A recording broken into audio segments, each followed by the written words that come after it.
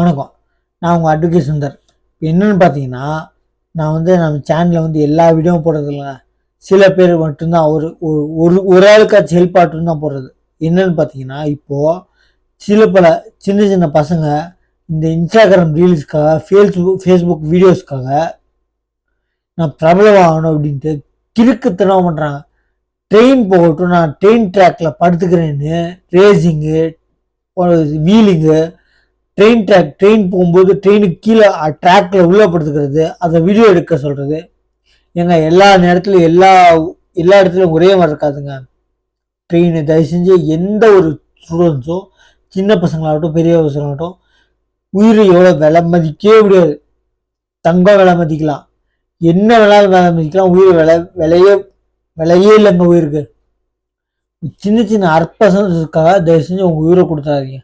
நான் ஒரு வீடியோ போடுறேன், அதில் வீடியோ எடுக்க சொல்லி ஒரு பையன் போய் ட்ராக் கடியில் படுத்துக்கிறான், மேலே ட்ரெயின் போகுது. இது எல்லா இடத்துலையும் விளையாட்டு வினையா அவங்க அந்த காலத்தில் சொன்னாங்களே, விளையாட்டு வினையான்னு. ட்ரெயின் ட்ராக் எல்லா இடத்துலையும் ஒரே மாதிரி இருக்காது. ஒரு இடத்துல கல்லுக்கு பக்கத்தில் போகும், அது உள்ள ஜல்லி இருக்குல்ல, அது பக்கத்தில் போகும்.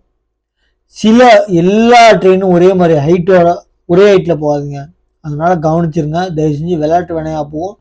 யாருமே இந்த மாதிரி சாகச முடிவுகள் எடுக்காதீங்க. நம்ம சேனலை சப்ஸ்கிரைப் பண்ணி பாருங்கள்.